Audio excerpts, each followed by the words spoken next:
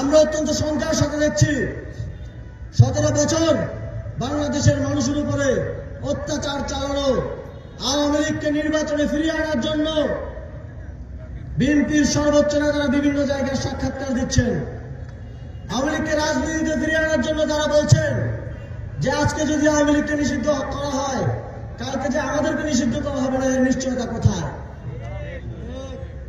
যদি কেউ খুন করে, যদি তার ফাঁসি দেওয়ার ক্ষেত্রে কেউ বলে এসে যে আজকে যদি তাকে ফাঁসি দেওয়া হয়, তাহলে কালকে যে আমাকে ফাঁসি দেওয়া হবে না, এর নিশ্চয়তা কোথায়? তার মানে আপনারাও খুন করতে চান, তার মানে আপনারাও জুলাইতে যে গণহত্যা সাধিত হয়েছে আবার তা করার চিন্তা আপনাদের মাথায় রয়েছে।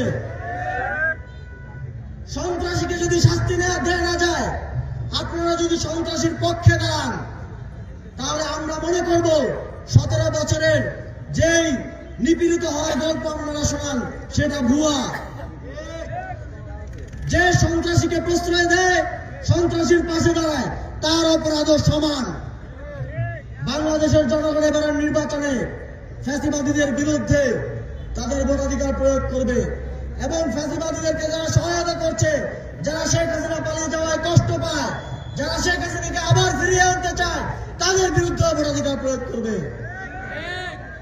বন্ধুগণ, নির্বাচনী দিন যত ঘনিয়ে আসছে, আমরা দেখছি একটি দল হিংস্র থেকে হিংস্রতর হয়ে উঠছে। আমরা গতকাল অত্যন্ত শঙ্কার সাথে দেখেছি আমাদের শরিক দল জামাতে ইসলামীর একজন উপজেলা সেক্রেটারিকে নির্মমভাবে হত্যা করা হয়েছে। আমরা দেখছি একটি দল বিগত সময়ের মতো ফ্যাসিবাদী আওয়ামী লীগের মতো আবারও হামলা মামলা সন্ত্রাসকে ক্ষমতায় যাওয়ার সিঁড়ি হিসেবে বেছে নিচ্ছে। আমরা তাদেরকে হুঁশিয়ারি করে বলে দিতে চাই, এবার 11টি দল ঐক্যবদ্ধ হয়েছে। বাংলাদেশের মানুষ ভোটাধিকার প্রয়োগের জন্য ঐক্যবদ্ধ হয়েছে। তাদের এই সন্ত্রাসী কার্যক্রম আর মেনে নেওয়া হবে না। আমরা আপনাদেরকে নিশ্চয়তা দিতে চাই, ভোটের দিন কেন্দ্রে সুষ্ঠু পরিবেশ আপনারা ভোট দিতে পারবেন, সেটা নিশ্চিত করার জন্য 11 দলীয় জোট আমরা সেখানে উপস্থিত থাকব।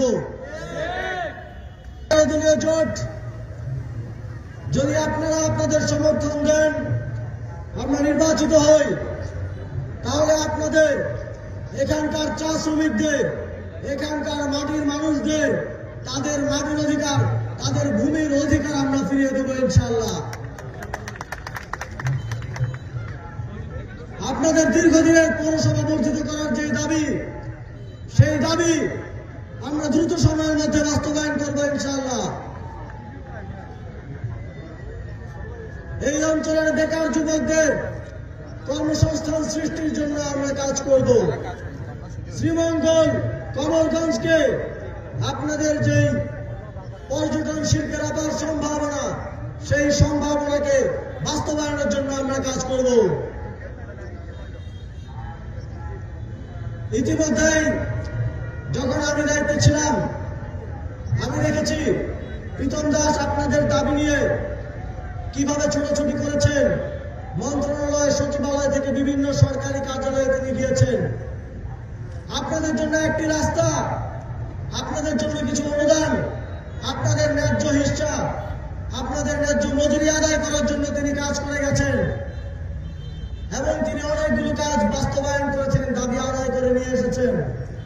যদি আপনারা তাকে শক্তিশালী করেন, যদি তাকে নির্বাচিত করেন, তাহলে তিনি তখন তো এমপি ছিলেন না, তারপরে আপনাদের জন্য কাজ করেছেন।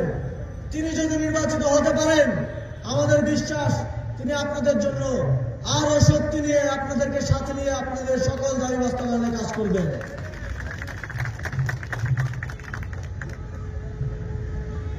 সংগ্রামী বন্ধুগণ, ইতিমধ্যেই জাতীয় নাগরিক পার্টির পক্ষ থেকে দাবি করা হয়েছে এবং আমাদের ইশতেহারও এটা অন্যতম গুরুত্ব সহকারে থাকবে। আমরা শ্রমিকদের জন্য জাতীয় ন্যূনতম যে মজুরি, সেটা ঘন্টায় 100 টাকা করার দাবি করেছি এবং সেটা ইনশাআল্লাহ সামনের দিনে কাজ করব।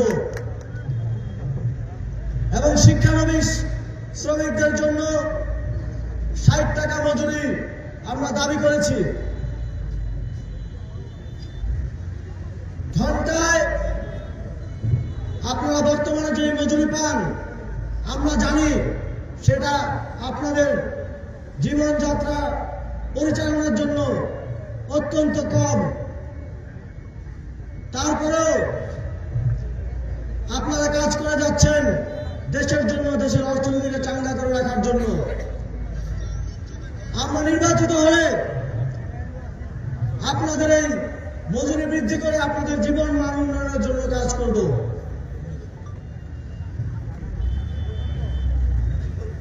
আমরা ইতিমধ্যেই বলেছি এবং এটা আমরা আন্দোলন হিসেবে গড়ে তুলব।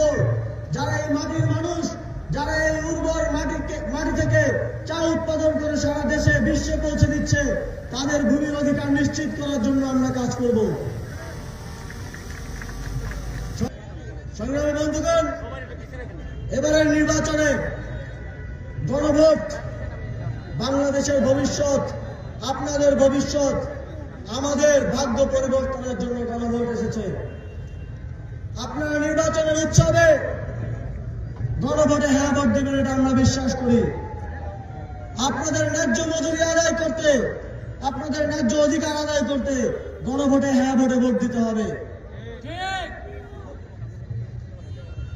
যদি ঘুষ ছাড়া, মামা দাদা ছাড়া চাকরি পেতে চান, আপনাদের সন্তানদের ভবিষ্যৎ, সুন্দর ভবিষ্যৎ দেখতে চান, তাহলে গণভোটে হ্যাঁ ভোট দিতে হবে।